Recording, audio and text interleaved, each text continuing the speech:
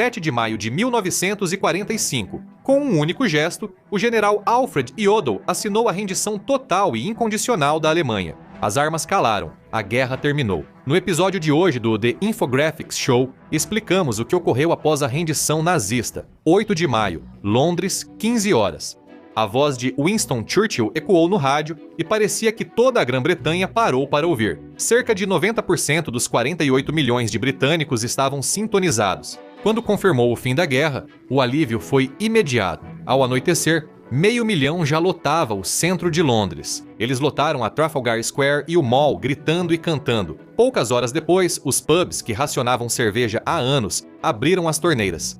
A maioria deles já tinha ficado completamente sem álcool. Para ajudar na festa, o governo deu a todos um agrado especial: rações extras. Cada pessoa recebeu mais 2 quilos de açúcar e 100 gramas de chá para comemorar. Pelo país, usaram madeira de casas bombardeadas para grandes fogueiras. Mais de 2.200 toneladas de madeira foram queimadas. 8 de maio, Paris, 16 horas. Em Paris, o clima era elétrico. A cidade, que passou tanto tempo sob o jugo nazista, respirava ar livre novamente. Canhões de longo alcance dispararam de Montmartre, enchendo a cidade com o som da vitória. Mas a centenas de quilômetros dali, na Argélia, que era controlada pela França, as celebrações se transformaram em um pesadelo. Na cidade de Sétif, argelinos acreditaram que a queda da Alemanha nazista traria liberdade. Eles organizaram um desfile por independência da França, mas a situação saiu do controle. Segundo o relatório oficial, forças francesas atiraram nos manifestantes. 19 morreram, mas estimativas depois indicaram entre 100 e 150 mortos nas ruas. Isso resultou em uma repressão brutal, com soldados franceses matando milhares. Nas semanas seguintes, estima-se entre 6.000 e 45.000 mortos. Enquanto Paris celebrava a liberdade, a próxima guerra pela independência colonial começava a se formar. 9 de maio, Moscou, 0 horas e 16. Stalin falou ao povo e sua voz alcançou 100 milhões. O alívio foi enorme. Para celebrar a vitória, a cidade disparou 1.000 canhões ao céu em 30 grandes ondas. A Praça Vermelha foi inundada por 25 milhões de pessoas, um mar de rostos chorando e rindo. A festa foi tão intensa que a cidade teria consumido 316 milhões de pints de vodka, secando a capital. Os alemães tiveram que assinar novamente nas ruínas de Berlim. Após a meia-noite de 9 de maio, o Marechal Keitel assinou diante do Marechal Soviético Zhukov. Para os soldados alemães, o fim da guerra marcou o início do castigo. Em 2 dias, 320.000 tropas foram capturadas e marcharam para o leste em direção ao cativeiro. Soldados soviéticos iniciaram saques. Calcula-se que eles roubaram de 1,2 a 3 milhões de relógios de pulso dos alemães, considerados troféus de uma guerra que lhes custou tudo. 9 de maio, Praga, 4 da manhã. Enquanto o resto do mundo estourava champanhe, as ruas de Praga ainda estavam em chamas. Uma força massiva de soldados alemães, conhecida como Grupo de Exército Centro, decidiu ignorar as ordens de rendição. Eles não queriam desistir. Aproximadamente 30.000 soldados da Waffen-SS continuaram lutando contra tchecos e o Exército Vermelho. A batalha foi intensa, como se a guerra ainda estivesse no auge. Entre 8 e 11 de maio, cerca de 5.000 soldados alemães e 2.000 combatentes tchecos morreram. O comandante alemão Schörner sabia que seus homens seriam condenados se capturados pelos soviéticos e ordenou uma retirada desesperada para o oeste, buscando as linhas americanas para um tratamento melhor. Foi uma corrida caótica. Cerca de 280.000 soldados alemães conseguiram chegar aos americanos e se salvar, mas 600.000 não tiveram a mesma sorte. Cercados e capturados pelos soviéticos, desapareceram em campos de trabalho, de onde muitos não voltaram. 9 de maio, Guernsey, 7/14. As Ilhas do Canal foram o único território britânico ocupado pelos nazistas por 5 anos, onde a população viveu sob domínio alemão. Com a rendição, as ilhas ficaram sem suprimentos. Cerca de 15.000 soldados alemães lá se renderam em 9 de maio no His Majesty's Ship Bulldog, na costa de Guernsey. A verdadeira história era a fome. Os ilhéus sobreviviam com só 900 calorias diárias até a chegada dos navios de suprimentos. Isso trouxe algo melhor que ouro: pão branco, farinha e chocolate. Testemunhas relataram que adultos choraram nos cais ao ver comida de verdade. Eles sobreviveram à ocupação, mas quase perderam para a fome. Foi então que sentiram que a guerra havia acabado. 10 de maio, Washington, Distrito de Colômbia, 9H. Ao contrário da Europa, não foi declarado feriado nacional na América. As fábricas não fecharam, continuaram funcionando em 3 turnos por dia, produzindo armas e suprimentos. O governo sabia que comemorar cedo era arriscado com um inimigo forte ainda presente. Era um momento confuso. Havia 53 soldados americanos na Europa. Em vez de voltarem para casa, começaram a fazer cálculos, pois o exército criou um sistema de pontos. Você acumulava pontos por tempo de serviço, medalhas ou filhos. Com pontos suficientes, podia voltar para casa. Se não tivesse, provavelmente embarcaria em um navio para o Pacífico para lutar contra os japoneses. Para milhares de homens, sobreviver aos nazistas só significava que tinham uma passagem para a próxima guerra. 10 de maio, Oslo, 14 horas. Na Noruega e Dinamarca, o fim da guerra trouxe justiça e tarefas extremamente perigosas. Na Noruega, o líder pró-nazista Vidkun Quisling se rendeu em 9 de maio, marcando o fim de seu governo traidor. Mas os alemães deixaram um presente de despedida mortal: 450 mil minas enterradas na costa. Os aliados usaram 380 mil prisioneiros alemães para limpá-las.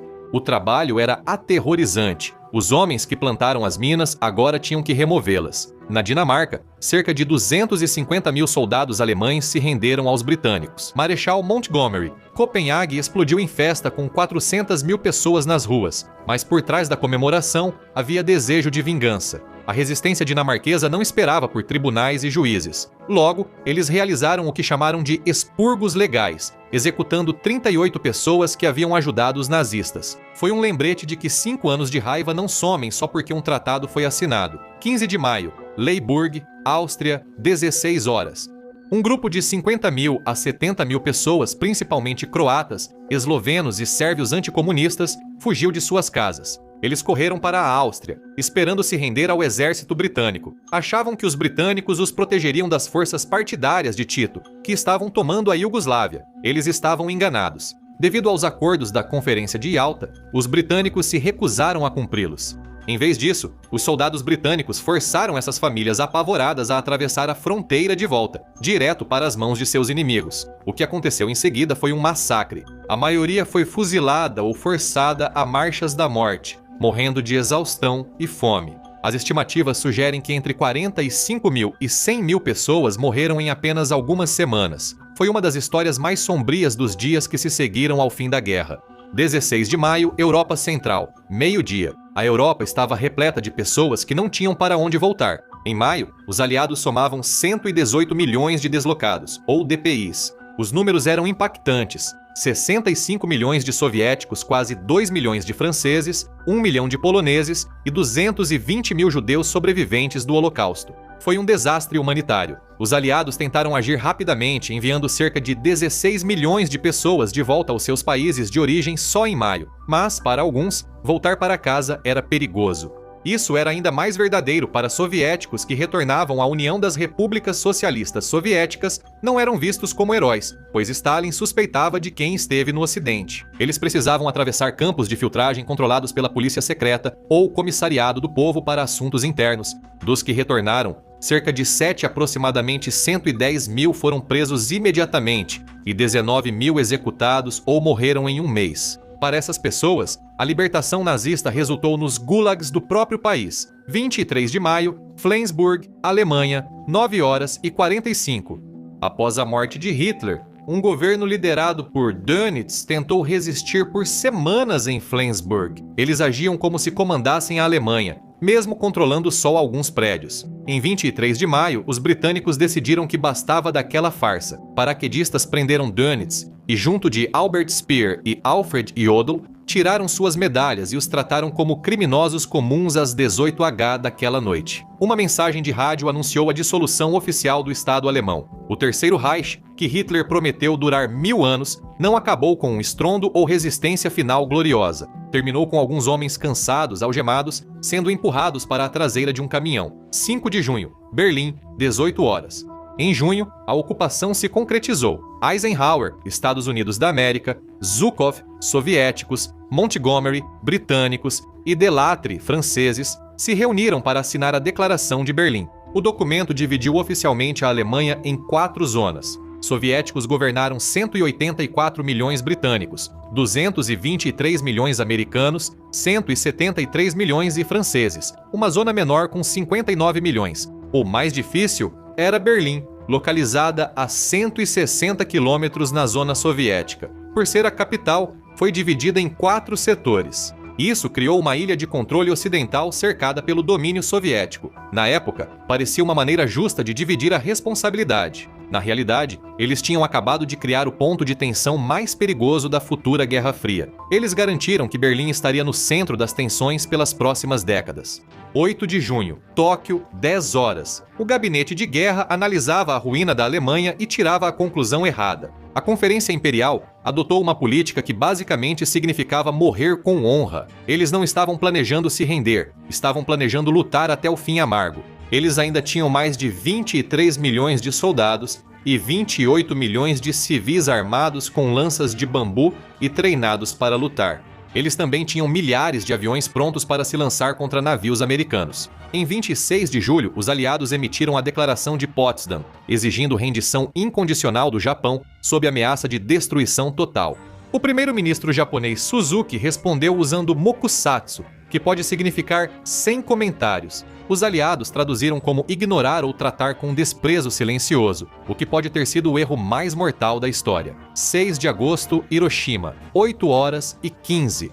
Exatamente. 90 dias após o fim da guerra na Europa, um bombardeiro B-29 solitário chamado Enola Gay sobrevoou a cidade de Hiroshima às 8 horas e 15 da manhã. As pessoas estavam começando seu dia de trabalho, os bondes estavam circulando e as crianças estavam do lado de fora. Então, uma bomba chamada Little Boy caiu do avião e explodiu a 580 metros acima da cidade. Em um instante, o calor superava o do sol. Entre 70 mil e 80 mil pessoas foram vaporizadas ou esmagadas. Era uma nova e assustadora realidade. A guerra na Europa acabou há 3 meses, mas o dia mais mortal do conflito ocorreu agora.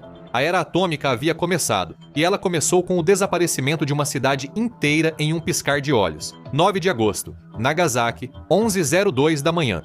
O fim chegou rapidamente de todos os lados. A União Soviética declarou guerra ao Japão, rompendo o pacto de neutralidade. Uma força massiva de quase 16 milhões de soldados do Exército Vermelho invadiu a Manchúria controlada pelos japoneses, esmagando o exército japonês ali. O Japão agora estava espremido entre a ameaça nuclear americana e a invasão soviética. Os Estados Unidos lançaram a segunda bomba atômica, Fatman, sobre Nagasaki, matando instantaneamente mais 74 mil pessoas. 12 de agosto, Tóquio, 12A. Enquanto a Europa celebrava a vitória, o Teatro do Pacífico mergulhava no caos, com combates que mataram mais 1,25 milhão de japoneses entre soldados e civis. Incluiu campanhas implacáveis de bombardeios incendiários e a destruição atômica de Hiroshima e Nagasaki. Então, o imperador Hirohito fez algo inédito. Ele falou no rádio, disse ao seu povo que eles precisavam suportar o insuportável e aceitar a derrota. A Segunda Guerra Mundial acabou oficialmente 99 dias após a rendição da Alemanha. Agora vá assistir Soldado continuou lutando na Segunda Guerra Mundial porque não sabia que ela havia terminado. Ou clique neste vídeo em vez disso.